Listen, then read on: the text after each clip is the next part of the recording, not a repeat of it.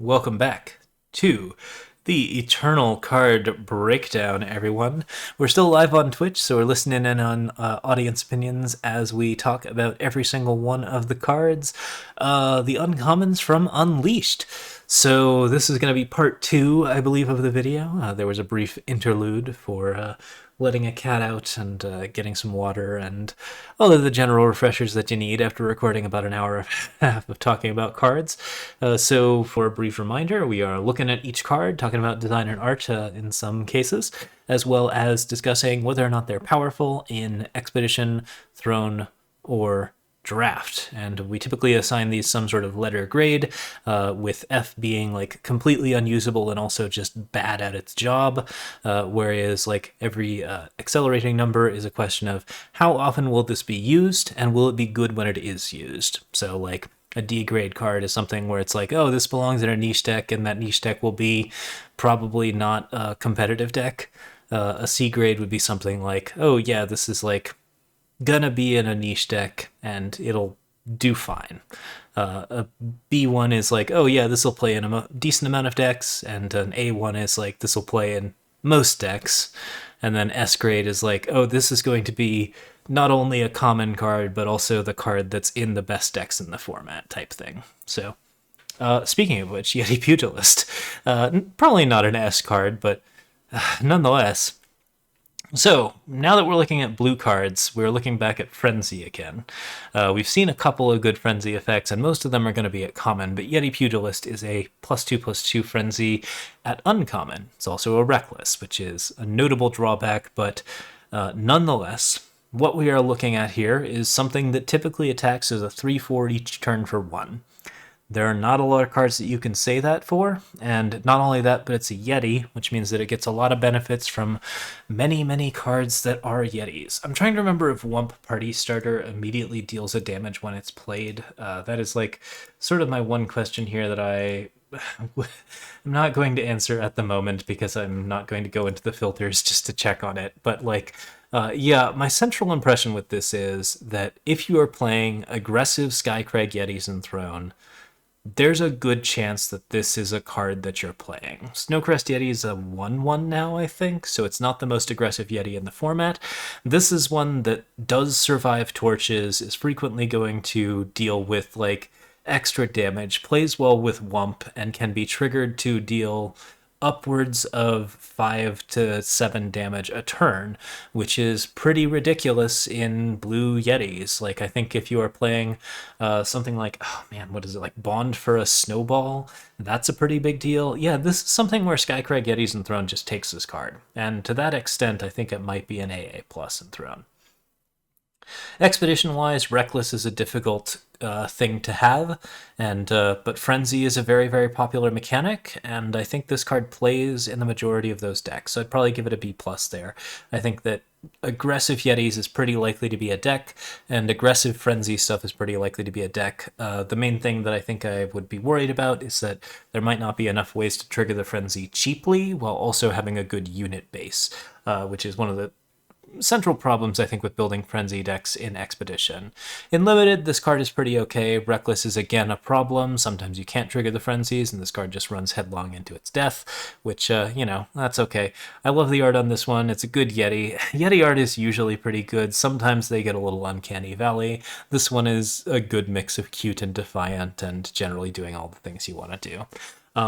So Draft, probably not much better than like a B. It's an okay card. It's probably what you want in a Frenzy deck, and you're pretty happy to have it, but I don't think it's like the most strong card in that respect. Still, this is definitely one that's printed for the Throne, and not bad for an uncommon at that. All right. Flash Flood, unleash, stun an enemy unit if it's already stunned to kill it. So notably a removal spell that leaves you with a card you can discard at 4, also in blue. So if you want to like Death Strike something at slow speed, and that something doesn't have endurance, and then you want to discard the card after for an extra benefit, I don't think that's quite strong enough to make it into a Throne deck, but Expedition-wise, this is a pretty reasonable removal card that can be used on multiple targets, and the more power you have, the more things you can kill. You can feasibly just one-sided board wipe your opponent's entire setup, and that is a big deal. I think that in Throne, reusable Death Strike has some potential, but I think there's actually another Unleash card that just specifically says kill the enemy unit, and that might be a little bit better on that front. So, like, unlikely to see as much play here, but it's an interesting option for certain blue decks that want to play, like, I think deep blue, green, yellow, like New Tomorrow, Martial Ironthorn type stuff. So maybe like a C card there.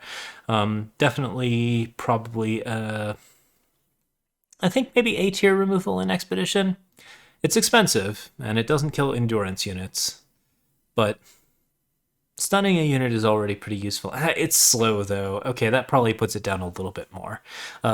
In draft, you want this card. It's generally going to kill something, and frequently going to leave you with something that you can do afterwards that's going to be of some advantage. So, like, yeah, when you're actually killing 2 units at 8 with it, you're feeling really happy. This breaks a lot of things that you would not otherwise be able to break, including the silence unit that becomes really big. It kills Grumbo. It kills all those 10/10s that are a big problem for blue decks in general, because most of your stun does not exist in quite as much of a format there. So yeah, I'd rate this pretty high in Expedition, or in limited formats, probably as something like an A. Ooh, pretty good art as well. It kind of it's a little weird. Like, these characters look like they are like merfolk, which is not what you would normally see. Assumably they're actual people, but like something about the art just makes it seem like they're fish folk. I don't know.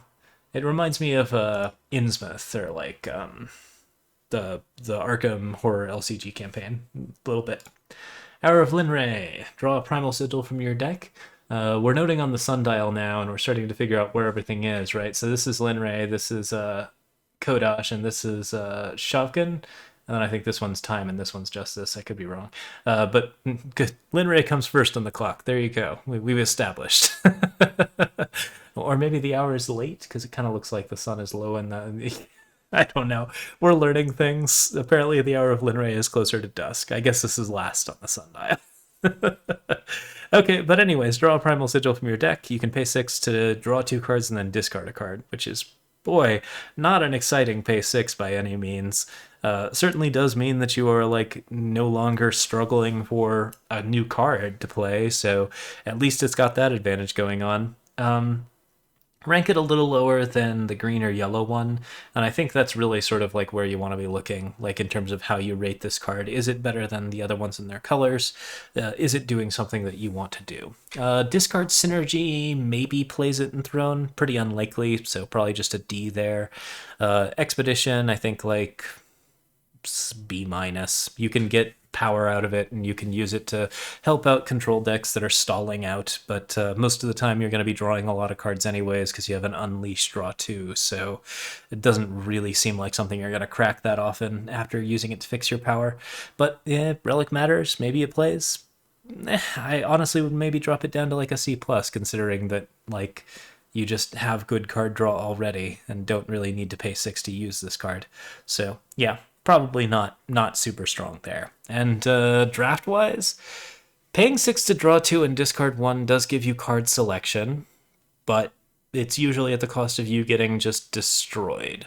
So, like, in a situation where both sides have completely stalled out, this is an advantage, but I still wouldn't rank it very much higher than a C. I don't think it's very good there. Okay, Oxidize. Negate an enemy spell that isn't fast, or deal 6 damage to an enemy wielding a weapon. Primal has a lot of these modal counter spells that are also, like, really, really specific. Oxidize does a lot of damage, which is good, but only to things that are wielding weapons, which is a very specific restriction that I think kind of rules it out for Throne or Expedition.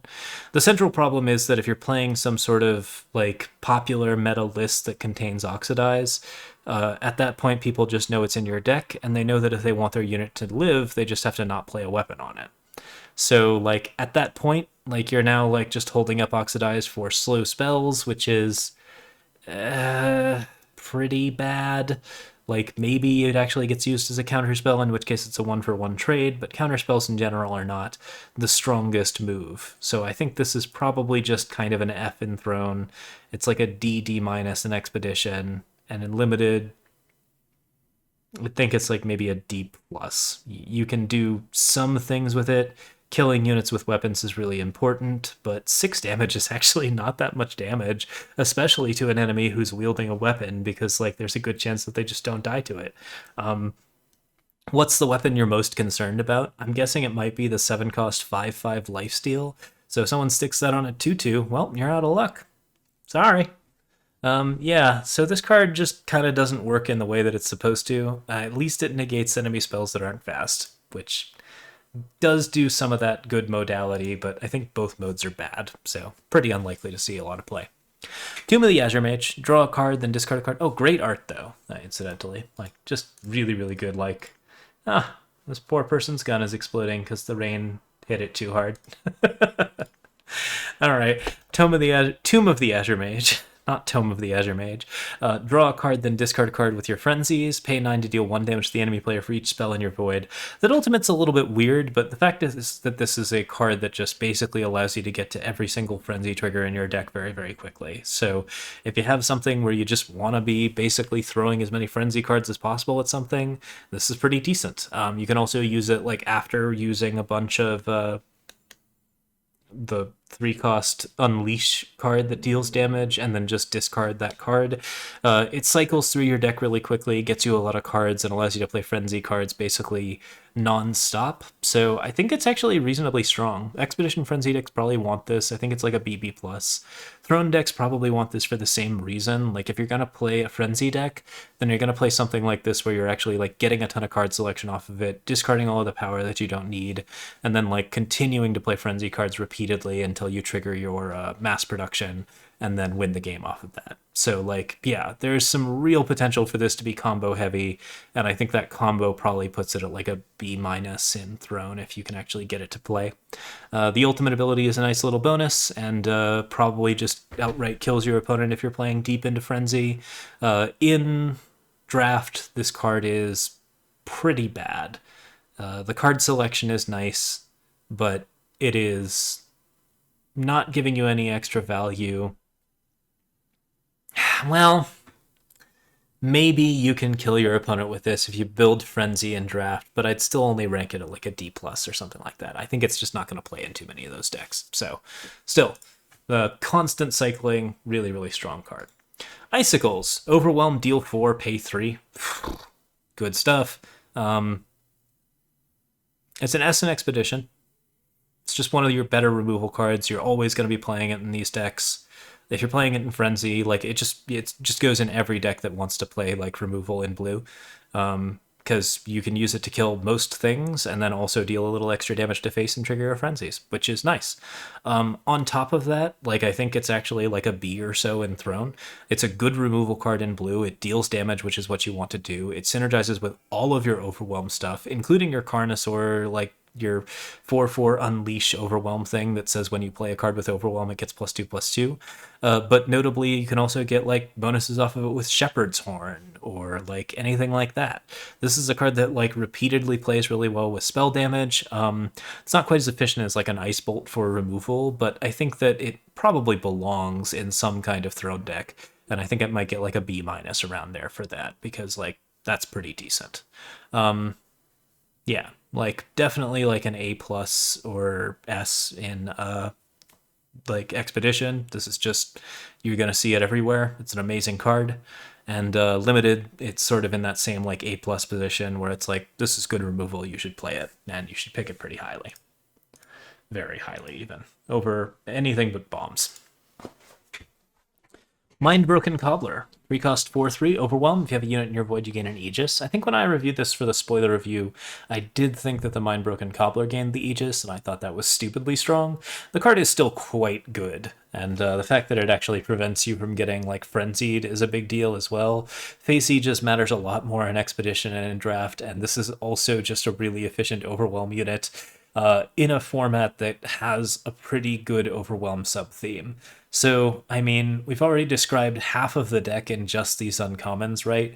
Mindbroken Cobbler, Icicles, Barbarian Gorilla, the rare 4/4 dinosaur that gives bonuses when you play overwhelm units. That's like right there about 20 cards that make up probably a significant amount of different lists that are just cheap, easy to build, and do really well on the ladder. So yeah, no, this card's great. I'd definitely give it an A in uh, Expedition. I'd say in Throne. It's one of the more efficient 3 drops you can play in blue in Throne, so might actually see some play. Probably like a B, B minus, and then like maybe a B plus. This card's like pretty dang good for what it's doing. And then on top of that, like in draft, it is just like a solid B plus as well. This is a good unit that you want to play on target, and you're pretty happy to play every time that you do. So yeah, seems quite awesome. Always happy to see it. Not going to like immediately win you draft games, but it's generally going to be really strong. Crinkle Boys. Unleash, summon, play a snowball, so notably a good combination of unleash and frenzy triggers. Plays a lot of spells, which is also a big bonus. Matters for spell-based decks, leaves something behind on the board that is actually pretty good. 2/2 is not terrible for 3 if you're playing an expedition or draft, so you're not terribly unhappy to see this. I think it's like definitely like a C rank card in Throne because it's just too expensive for that. But in Expedition, I definitely give it a little bit higher ranking, probably somewhere in the B tier. You just get to play it quite a bit, and it is giving you snowballs, which you always want. And at 9, it gives you 3 snowballs, which is a lot of frenzy triggers in a very short period of time. And then you can also reduce the cost, etc., etc. Unleash cards are pretty ridiculous in a lot of different circumstances, and this one is pretty good on just face value. Draft is a slightly harder picture because you're playing base 2/2s to get frenzy triggers, which are important, and also to kill flyers, which is also important. I think I'd definitely rank it probably a B plus. I think it's quite good, and it is removal, but there are a lot of unleash cards in the format, and this one is about a little over the middle of the pack. Quite strong. Okay. Windscreener. Your units with flying have +1/+1. Frenzy, give one of your units flying. This is notably an insanely strong card in limited formats because flying is really good, and Frenzy is pretty easy to achieve, and the effect is permanent. Also, the card has reasonable stats. Nice creepy art. I do appreciate how like very red this card gets. So like one of the things about Eternal's art in general is that it tends to really sort of value that color palette. Like all blue cards have to be blue, all yellow cards have to be pretty yellow. This one is like almost entirely red, which is a pretty notable and creepy effect. I really like it. It's definitely a scary one. In any case, gives all your units flying. If you have frenzy, this is not something that you value particularly highly in Expedition or Throne, but Expedition flyers will play it and be okay with it, and it'll be like a C minus. Draft seems great. Just yeah, does most of what you want to do, like solid A card, I think. And then like in Throne, you don't really play it at all because there's just too much again. It does have the wind speaker effect, which is normally on a 2/4 for 4. Playing that for 1 cheaper, I could see that being beneficial in Throne, but I'm not sure what deck it would belong in, if any. So worth considering, I guess. Boundless Knowledge. Unleash, draw 2 cards. Yeah. So it's fast, which is amazing, and it draws you a lot of cards, which is also amazing. Doesn't always replace Wisdom of the Elders in Throne or anything like that, but it is a pretty viable option that I might rank at like a B in Throne. In Expedition, I think it's also in that same sort of general spot. It is definitely a really good way to make control decks work, and it will probably be in just about every control deck, and it will be very slow and have some penalties for that, but it will also have a very significant payoff once you get up to 8 power. So, like, yeah, card's quite reasonable. Fast speed is just the best speed to draw cards at. You frequently aren't going to get, like, in a situation where this card just doesn't do anything because you're going to be just, like, holding stuff in your hand, using the cards when you need them, and then when you don't need them, you play Boundless Knowledge and you draw cards. And if it turns out you don't need anything until turn 8, then you get to draw a lot of cards. So yeah, that's pretty great. I think this card's really good. Definitely rank it as like a B in Expedition, B minus in Throne, B minus in Draft. Like, it's good in Draft, but drawing a bunch of cards is, well, drawing 4 cards is pretty dang powerful at 8. Yeah, probably be in draft as well. Just good stuff in general. Very slow, but the penalty is worth the cost. Yoten Runt, 4 cost 2/2. When it attacks with 2 other units, transform into a 5/5 that plays a spell whenever, or draws a spell whenever your units hit the enemy player. It's actually when 1 or more of your units hit the enemy player, create and draw a random spell. And Horgo has Aegis as well. So, yeah, that's a lot. Pretty easy to play this and give it charge and then just get, like, a spell every turn if you're actually attacking effectively. Throne-wise, a few hoops to jump through. Maybe too many, considering how good immediate value is, but I think playable. And on that front, like, probably works as like a CC plus. Like you get to put this on a couple of decks and actually get benefits from it. It comes right before the 5 cost 4/4 that just draws you cards every turn, and it's on top of like a bunch of other like relatively efficient blue beaters and a bunch of counter spells. So yeah, you get some potential to actually get in on this, and you can maybe blitzstone it out to try and get it going a little bit faster. Random spells are not insanely valuable, but they are extra cards, and extra cards are really big. In addition, a 4 cost 5/5 with Aegis is a pretty big deal, so if you can get this down pretty early, you feel pretty good. The risk of removal is something that you have to mitigate in Throne to really get the best benefit out of this card. The same is true for Expedition and Draft, but it's a lot easier to play this card and just have it be untouched. I think it's one of the stronger blue cards to be playing in Draft and limited formats. It's just doing a lot, and it's really easy to trigger in Draft. So yeah, I think you're pretty likely to see some benefit out of this one. Also, it doesn't get killed by snowballs, which is a big deal. Despite being the runt of the pack, it's only damaged by trick throws and beaker blasts. So yeah, something that you want to play, want to protect, and then if you do protect him, you get basically a huge payoff that I think is actually quite good almost immediately. Yeah, so solid stuff. Next up, we got lin-rae's Channeler. Your spells deal +1 damage, frenzy, increase spell damage by 1. This is one of the better spell damage cards that we've ever seen. The basic idea is that, like, if you're playing with a bunch of unleash stuff, you can get quite out of control very quickly. But of course, the card costs 5, has 4 health, and your opponent really, really wants to get rid of it. Anything where your opponent really, really wants to get rid of it, I think, is generally going to be like bound for B or A tier. This is something where you see it in a decent amount of decks, and it's going to be really good in those decks. Spell damage is a very specific niche, and it often doesn't work, and it's often very hard to balance, and it's often very hard to build a deck around. So I would rank that like a little bit lower on that front. Like, I've just never seen Skycraig spell damage take over the meta. Maybe once. Yeah, it's happened maybe once or twice. But by and large, like, spell damage is just like a little hard to get running, and this is something where you have to continue to get it running after with multiple frenzy effects. But multiple frenzy effects is super powerful when you have damage dealing spells that have unleash, because you can just go 3, 4, 5, 6, 7, and once again that card gets kind of insane very, very quickly.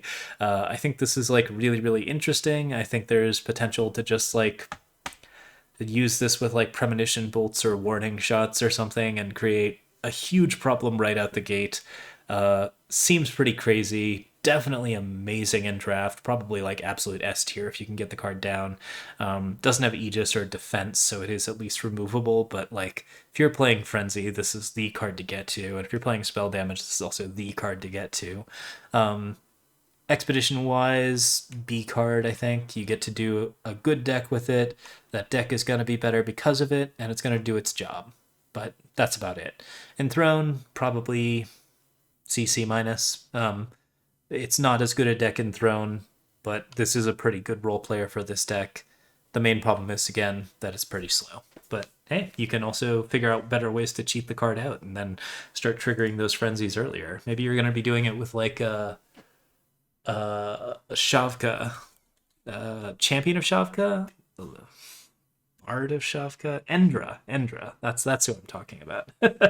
Just continually deal ridiculous amounts of damage, gain more power, trigger more damage, lin-rae's Channeler all the live long day. Pick clean. Each card in the enemy void gets void bound. F minus.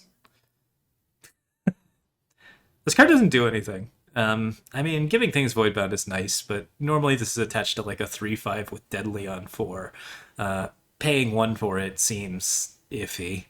I mean, at least you can do it in response to a dark return, and then it's effectively a counterspell, albeit a bad one, in Shadow. No. Don't pick it in draft. It's just not very good. Don't pick it in expedition. Market it in throne if that is still a thing you're having problems with. But like, there's so many cards that silence the void or give it void bound now. It gets every card in the enemy void bound, but like, the loss of value is just a lot. Yeah, I think like bare minimum like D minus and throne. You just can't really play this. But yeah, you know, sometimes people really want to shut down a particular strategy, so it's good to print a card to really appease those people. This is the simplest and fastest answer to a problem that you hopefully don't have. Egg Snatch. Steal an attachment of your choice from the enemy player's hand and put it on top of your deck. This is okay, except that it's not. Let's see here. Spend a card for a card. Conditional removal for attachments, which, like, Abduct is pretty okay. Sabotage is costs 1 and for a good reason because it's frequently not going to hit anything. Egg Snatch, you're very likely not to hit anything. And then if you get an attachment that you don't want, you have to draw it. Yeah, this is another F. This is a bad card. You can't really do anything good with it. It never provides you with value. It deals with relics, but Shadow actually has good options to deal with relics. Like, there's a new display that's really good. There's a Xenon card that's really good. I think we might still have access to Burglarize. I don't remember for sure. Like, dealing with attachments is not the biggest deal in the world, and getting a good weapon and putting it on top of your deck is like, oof. Yeah, no, I don't think this card is any good at all, and I think it's definitely bad in Throne. I think it's pretty dang bad in Expedition, and I think you absolutely should not play this in Draft because it will be just dead. Like, maybe every time. There is a higher number of relics, so I could see it in Draft as like a way to steal one of your opponent's best relics, but yeah, that really suggests that you're struggling for cards, so it's a pretty low pick. Forgotten Youth. Summon Scout. You gain a health after the third time. Transform it into Alicia Unafraid. So it's got that Summon Scout, which I think is a big deal. I suspected that this was going to be too many frenzies for Shadow to effectively do, but I think that I was generally wrong about this card. First off, the scout ability is pretty good and allows you to fix your power, do all the things that you generally want to do. Secondly, it's got 3 health, which is just like, you know, there's a lot of stuff going on where, like, you want to slow down the format quite a bit. And on top of that, the card is also gaining you life, which is a big deal. A lot of the other cards that Frenzy and Shadow also gain you life, so this can get pretty stabilizing pretty quickly. And then if you transform it into Alicia Unafraid, it has 4 health, it's even harder to kill, and then it gets to get a lifesteal bonus, which, yeah, Alicia is a 1/4 unblockable with +3 and lifesteal every time you Frenzy for the turn, which is, you know, still pretty, like, generally will win you the game if you are still pretty deep in Frenzy at that point, and, like, is also just a threat that your opponent is going to be really stressed out having to deal with. So all of that from a 2-cost card is quite good. You do have to Frenzy a lot for this card to really realize its full potential, but, like, just Alicia sitting here gaining you some life and scouting for you and giving you a little bit of defense, like, that's all good enough for a limited format. And I think in Expedition, like, you're really going to be happy to pull this card because you can actually, like, build a deck around it, Frenzy constantly, and then go in for a huge amount of health and get pretty crazy results. So yeah, Expedition, it's like a BB plus. Draft, it's like a BB plus. It's very, very good. And then Throne, still probably not. I don't think Frenzy is a super powerful Throne mechanic. and I don't think Forgotten Youth is the best possible implementation of that mechanic. Hidden Garrote, unblockable, nothing can have an Aegis. This card's probably at least a B in Throne, right? It's a 3-1 for 2. You can attack your opponent's face with it multiple times, and if your opponent can't attack you back, then this is just a consistent way to deal damage, which will frequently value out for burn. Like, it's Shadow Burn, and it's actually pretty good at its job, because you're paying 2, dealing 3 damage every single turn until they do something about the relic weapon, which can frequently take some time, because addressing relic weapons when you have a good board is actually pretty hard. At the very worst, this is a removal card, and it's a pretty efficient one at that. Like, I think 2-1 relic weapon for 2 is actually like a thing that has happened on occasion and been fine. And this is like a 3-1 relic weapon for 2 that is also capable of attacking your opponent's face directly if you want to choose that option. So, good value, frequently used as a burn card, also a removal card. I would say this is A- in Throne. Yeah, no, I'd play. Yeah, no, I'd actually stand by that. Yeah, sure. Expedition, definitely like an A card, maybe an A plus, maybe even an S, just due to how ridiculously efficient it is at dealing damage. And then, like in draft, like this is a great removal card that you want to pick super highly, so it's absolutely an A plus. No, it's super good. Everything about this card just does what it wants to do and does it really well. Good design. Like the bird mask, the art is really good here. Yeah, plenty of good things going on here. Kills a lot of acolytes. Hagurk, but only if they have 1 health or less. I'm making Arkham jokes. Alright, anyways. Hour of Makar. Draw a Shadow Sigil from your deck, pay 6, and sacrifice Hour of Makar to give a unit +3 strength and taunt this turn. Yeah. So, of the 5 that we've seen, each one has a particular pay 6 ability, and I've generally been ranking these on how good those abilities are. I think this one is second worst, probably. +3 strength and taunt this turn is potentially a pretty powerful removal effect, but your opponent gets to see it coming from a million miles away and frequently just counters it out immediately. Like, it's just like, oh yeah, they're going to hit 6 this turn. I need to hold up removal so that when they pay 6 to give +3 strength and taunt to this unit, I can just kill it with a removal card, and then that costs them their entire turn. That's a lot. So, like, yeah, I think that this is probably one of the weaker effects, even though it is something that provides some onboard benefits. And also, like, you know, in Throne, it's competing with Vara's Favor, which is, like, the best of the favors. So even if you're in a pretty relic-heavy setup, like with Rat Cage or something, in particular, it doesn't even work with Rat Cage, because the rats are unblockable. No, never mind. I'm crazy. The rats can't block. They're not unblockable. But still, like, I don't think this plays in Throne. I think it's like DD minus at the very least. I don't think it's great in Expedition. Probably like a C minus. You do need fixing, so maybe you play it. Maybe you need relics for something. Consuming Greed is a card, so I think that maybe makes it significantly better in draft. And you might pick it at like a B minus at that point, because this is a fixer that you can sack to Consuming Greed for benefit. Not too bad on that front. Okay, Shrivel. Give a unit neg 4 this turn. Super solid, simple removal. Good in Expedition. Good in Draft. Bad in Throne. Actually, it kills revenge units in Throne, so... Yeah, maybe even like a CC plus in Throne. You can actually play this in a number of different things. I've talked about this card a couple of different times, but yeah, no, it's great that it's Zito that's doing the shriveling. We always knew the cat was magic, we always knew the cat was horrifying, and we always knew that he was fluffy and needed love. Bell Tower Shot.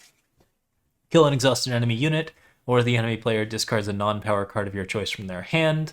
Okay, this unit's an Argenport Guard. You can actually see the Fist of Roland here, which is kind of weird. Like, I guess it makes sense that Roland's Guard would still be a thing in existence, but considering he was pretty forcibly deposed, I'm kind of surprised that they still have his symbol in that background. Interesting piece of note.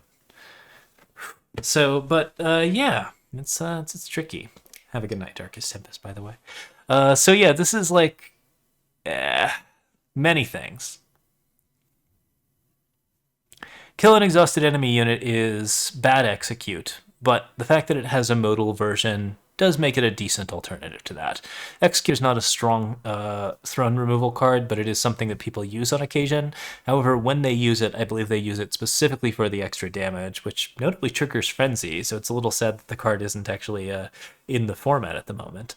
The other option is that the enemy player discards a non-power card of your choice from their hand, which is a 3-cost discard. I'm not a big fan of these sort of slow discard effects as modal effects. I'd really rather not use them ever, but sometimes it is what you need to just make sure that they don't have a trick before you go in for your particular thing. So card's definitely a role player. I wouldn't say it's super strong anywhere. I'd give it like a B- across both Expedition and Draft, and I'd say it's like a C- in Throne because there's just many options to do this kind of thing. Maybe not in a modal version, but nonetheless, like they're typically a little cheaper and a little more effective. And if you're going to be playing around with these new cards in Throne, you might be playing with Frenzy, and you're going to want to execute. Lights out. Hey, lights out, kid. Lights out, Ace. I don't know. Maybe this is a reference to our world champion. Not sure. I should think. Wait, was Ace's reference a reference to a character that said "Lights Out, Ace and Eternal"? I don't remember anymore. But yeah, regardless. Anyways, unleash kill an enemy unit as a slow spell. Not bad. This is definitely a really reasonable thing to do to many different enemies. I think it's a staple removal card in Expedition and probably merits an A. Probably give it a B- in Throne.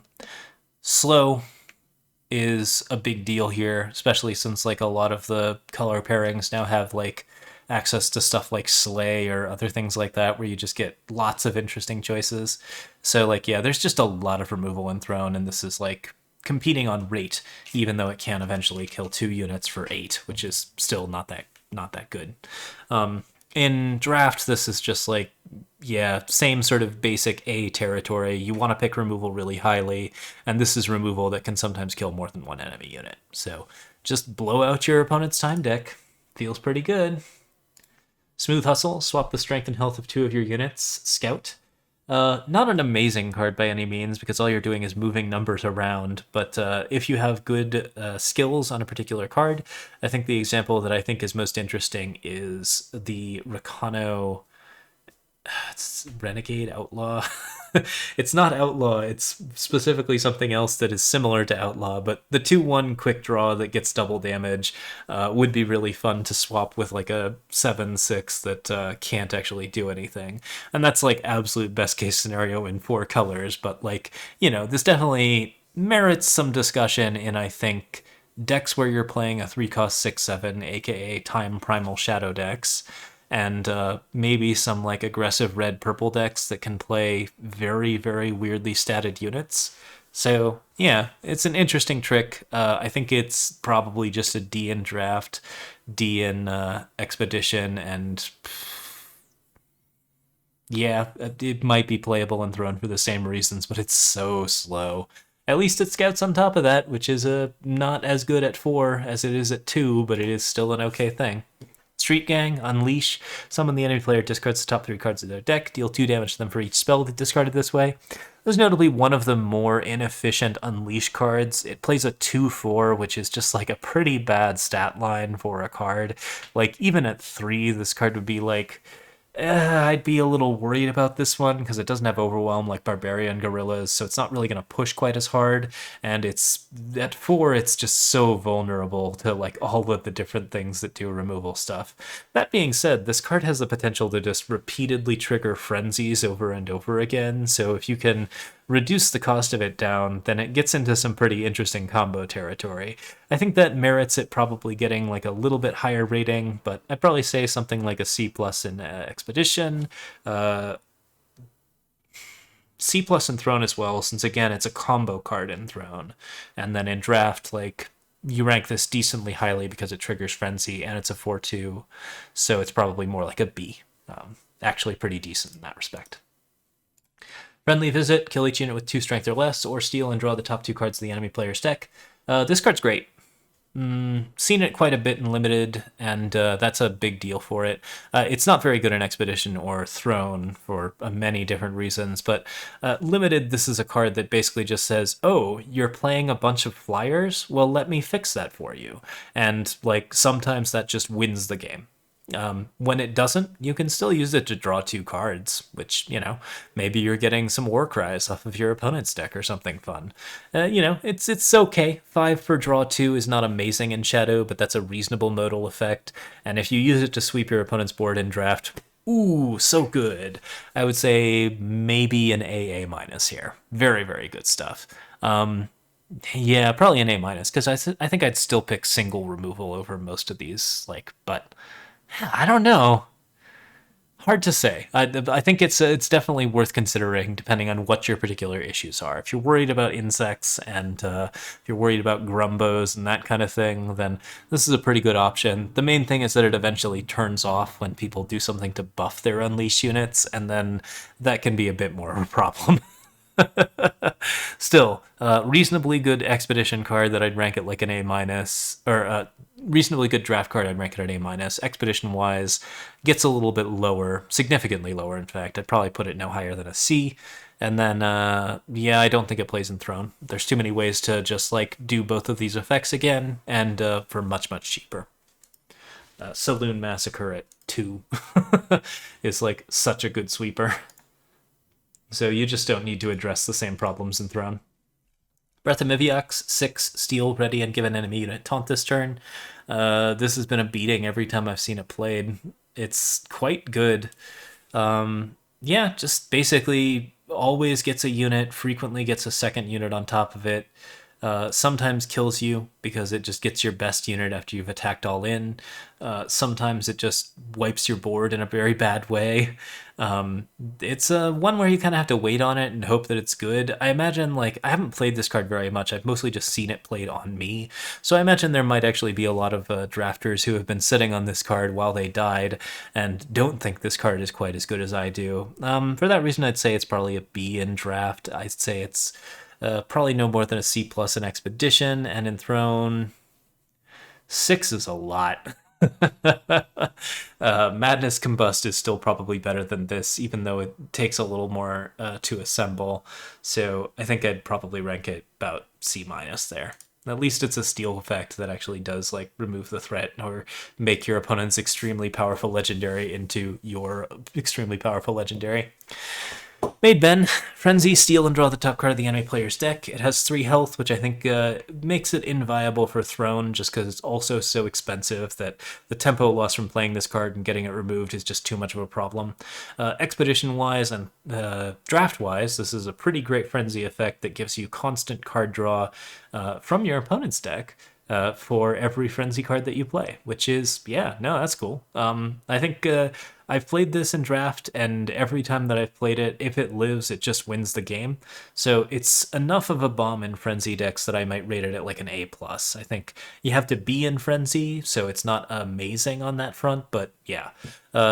B+ in Expedition, the fact that the card is so vulnerable to damage is just a big deal, and so that tempo loss is a lot to take, and plus, paying 6 to get to your Frenzy combo is kind of tricky, but it is a huge value engine, so I think I might rank it reasonably highly in Expedition for that reason. But yeah, not playable in Throne, too expensive, too little health.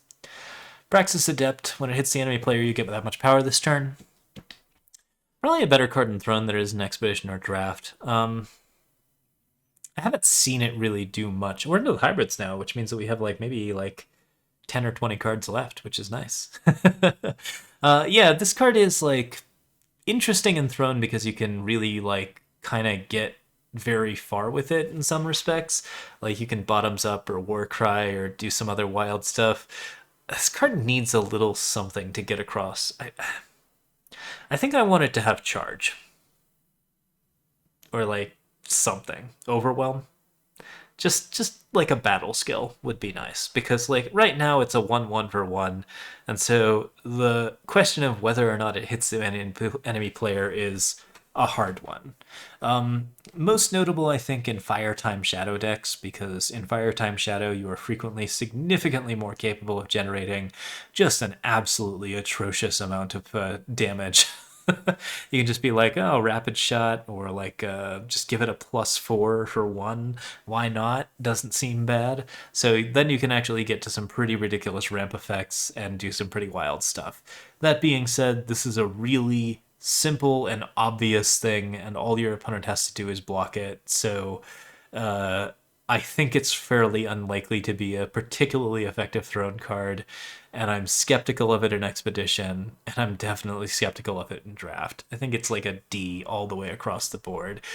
There's probably decks that it belongs in, and Throne I think is more than capable of doing something with it, but that Throne deck is, that Throne deck isn't a Myriad deck where we're, doing something dumb on purpose and getting good benefits from it, but only because we tried real hard. All right.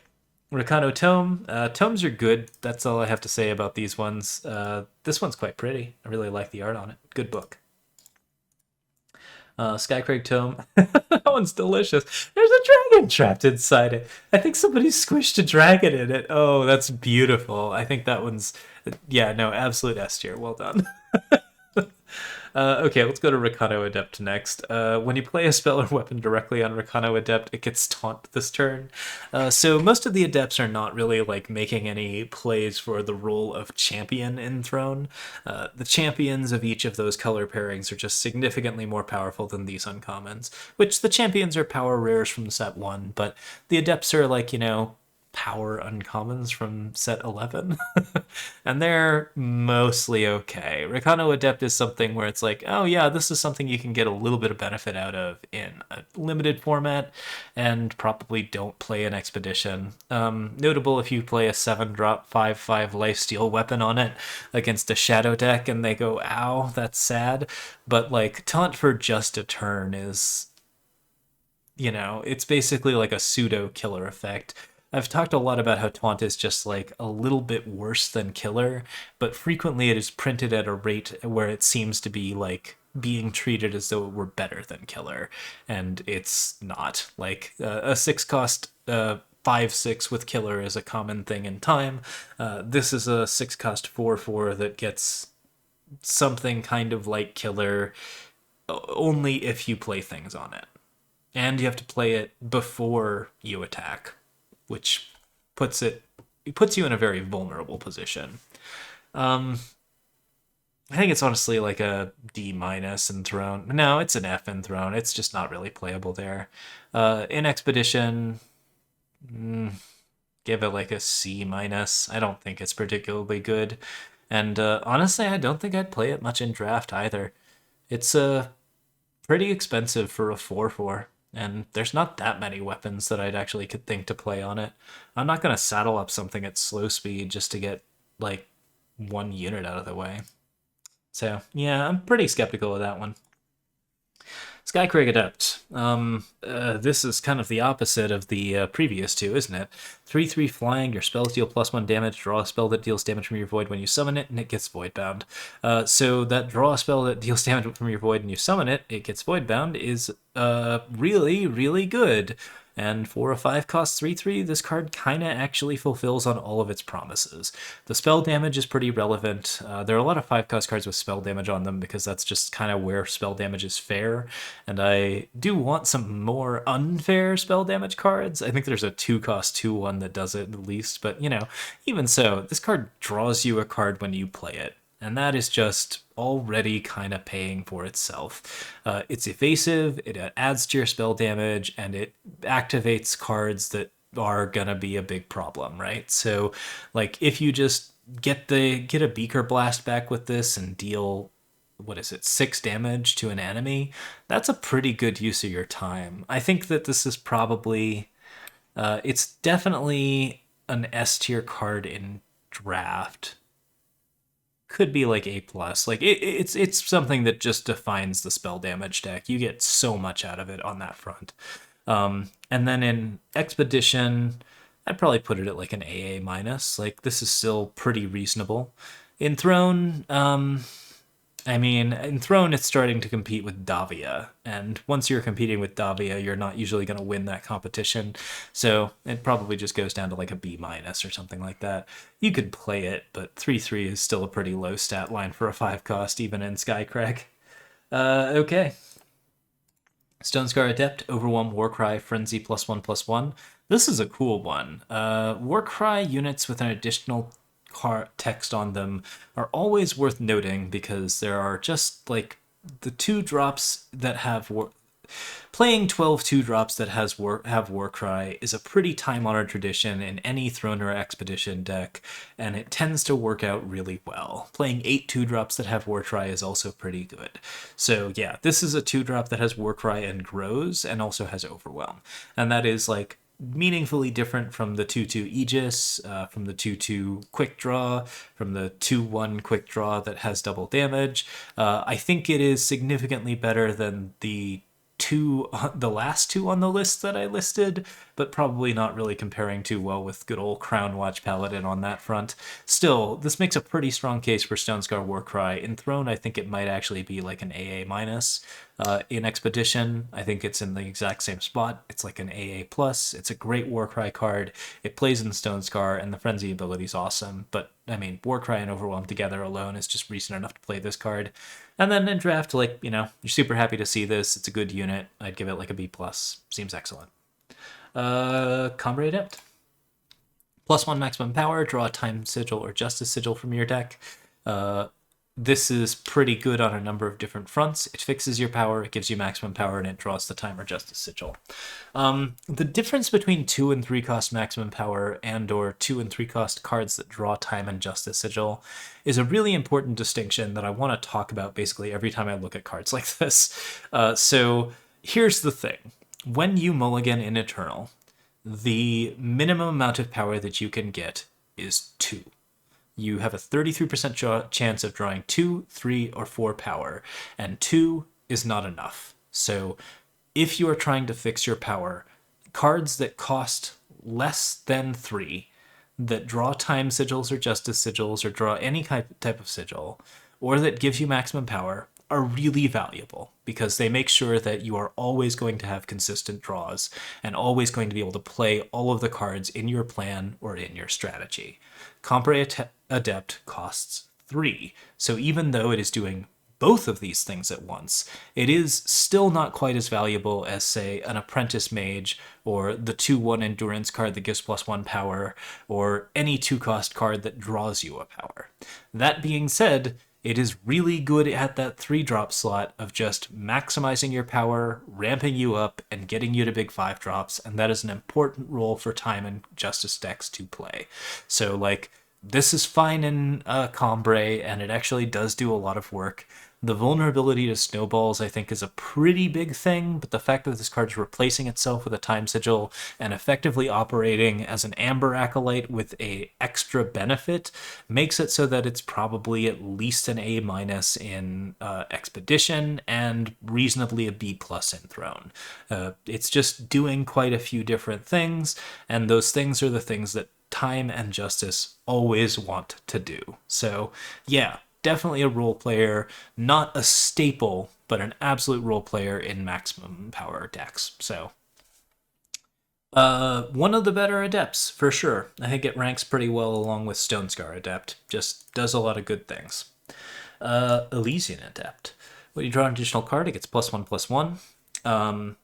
It's just so much better than Amber Acolyte. I wouldn't say that necessarily, just because the card does cost 2 different power of 2 different colors. And one of the things about, or 2 different influence rather, which is one of the things about Amber Acolyte is that it is a card that you're playing at time to fix for your other colors. Whereas this one is something you're playing in Combray because you're in Combray. So, like, that's kind of like where I'm at with that. But, in both circumstances, like, in a situation where you're in the Combray deck, you're definitely playing that over Amber Acolyte, because why wouldn't you? Okay, Elysian Adept. When you draw an additional card, Elysian Adept gets +1/+1. Once per turn, you may pay 4 to make each player draw a card. So I did consistently activate this once in a draft just to try and get that benefit and see how good it was. And as I suspected, it's pretty bad. Like, The pay for ability is a last resort. You do not want to do that unless you are playing really, really hard into the like all of your opponent's stuff costs more and therefore you can draw more cards than them type thing. I don't think that's a particularly strong choice. So this is like the bottom text doesn't really matter to me, I would say. It is a way to fix something if you're in trouble, but the fact that your opponent then gets to play with the card that they drew before, typically before you get to play with the card that you drew, means that it will frequently just get you into more trouble. And so it's very, you really have to make an effort to ignore that bottom text most of the time in limited formats. On the other hand, in a limited format, this is a 1-1 that gets steadily bigger. Notably, whenever you play Unleash cards, you get an additional card, so you can get this up to like a 6-6 or a 7-7 without too much issue over the course of a game, and sometimes it can even get bigger than that, although I think that's a little less likely over the course of a round of limited. In limited, I'd say probably like a B. Like, it's a good pick, but it's not like a better pick than most other units that just provide you with value on board. I just think that it's something where it's like, oh yeah, you can get a nice big unit. We talked a bit about growing cards, and this one is like a little easier to do than the one Maniacal Reveler that does whenever your cards die. So like you can get a little bit bigger than that, but you can't get as big as Grumbo.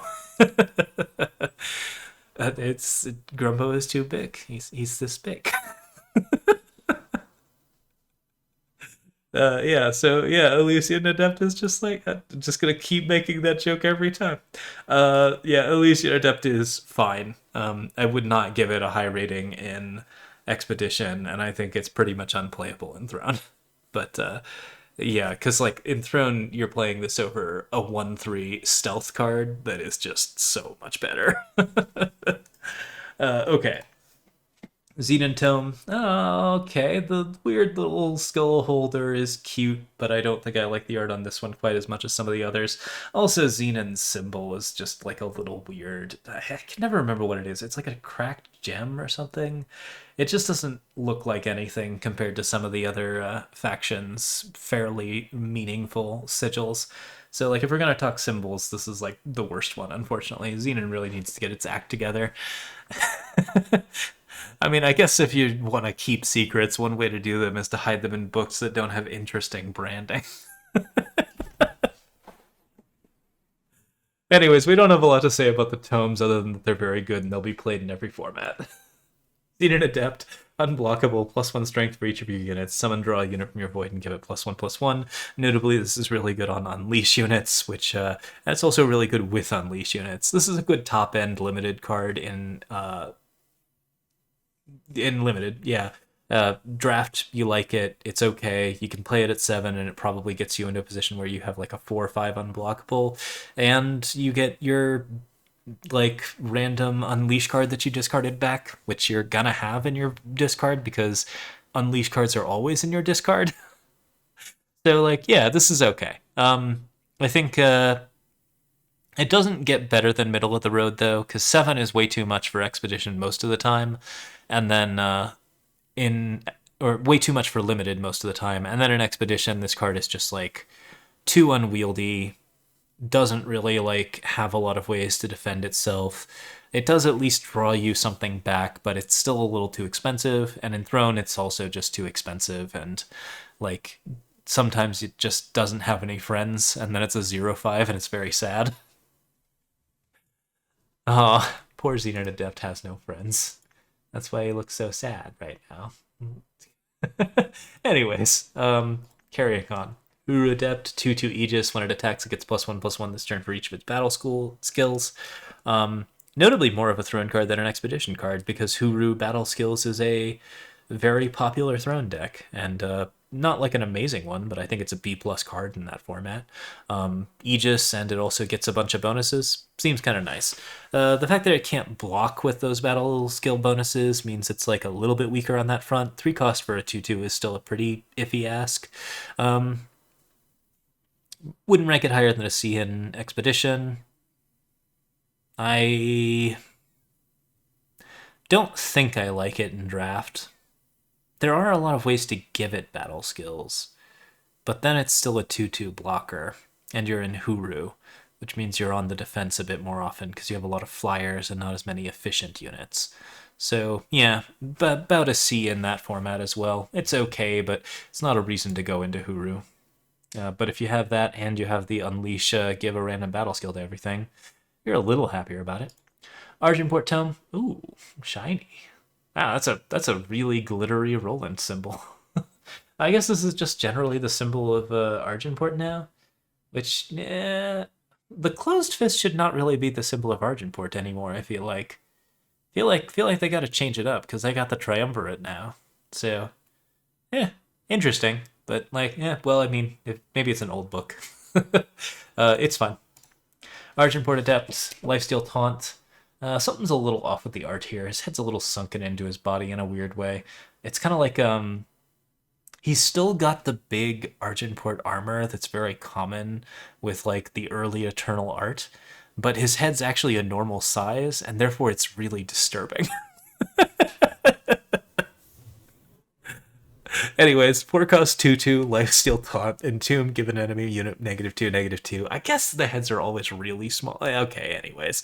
This is a better version of a really old Throne card that was a 2/2 that gave everything -2, -2. It's another good callback to set 1. This card has Lifesteal because it's in green, and it also has Taunt because it's I don't know, because it has Taunt. That actually does give the card a little bit more oomph. I think it's a pretty interesting limited card. Probably wouldn't rank it too highly, but like it's very cool in like sacrifice-based strategies, which I don't think there's a lot of going on in this format, so probably wouldn't rank it much higher than like a B, B+. B minus, actually. Yeah, B minus limited card, B minus, C minus expedition card. Not that strong. And then Throne, I don't think you play it at all. Too expensive, same as the other one.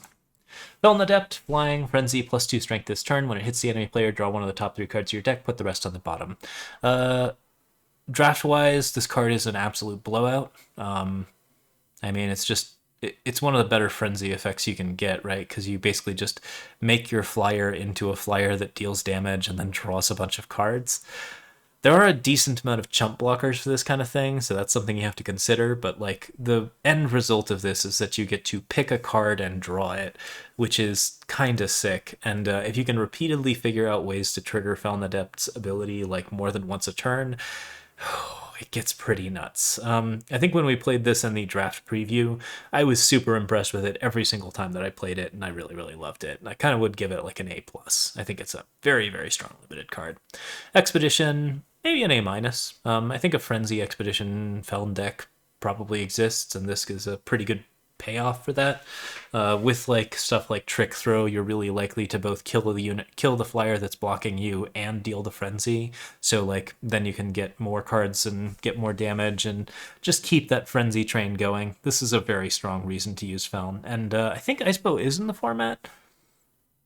I haven't seen one in a while, but that doesn't really mean anything because there's only like 3 cards in each pack that are from the other formats. So I'd have to double check, but Icebow is like the really, really strong card with this. Throne is probably a C. It's not like a Champion of Cunning material or anything, but it is nonetheless a pretty good card draw engine that is clearly very strong with combos, and there's many more ways to combo Felon Adept. I think it might actually belong in some infinite combos, where you just like... You can get a lot of cards off of Felon Adept and Throne, so I might even rank it higher than a C, depending on the situation. But I think it has to kind of only exist in combo land, because otherwise it's just like getting removed pretty frequently. Still, Hybrid and Frenzy. Kind of would be nice if any of these were heroes, but I guess being non-heroes makes them immune to the new shadow cards, so that's a minor benefit. All right. That was another hour on top of, I think, an hour and a half of uncommons. We really enjoy talking about cards, so I'm very happy that we're able to talk about these cards, and I hope you all found this informative and helpful and interesting. Tell me if my grading system is no good, or like if you appreciated it in the comments when this is up on YouTube. Really hope you all enjoyed it. I think I'm gonna start winding the stream down, but to the YouTube folks, thank you so much for watching. I hope you enjoyed this informative stream on the uncommons and our opinions on them. Thank you so much for watching, and we'll see you next time. Cheers, everyone.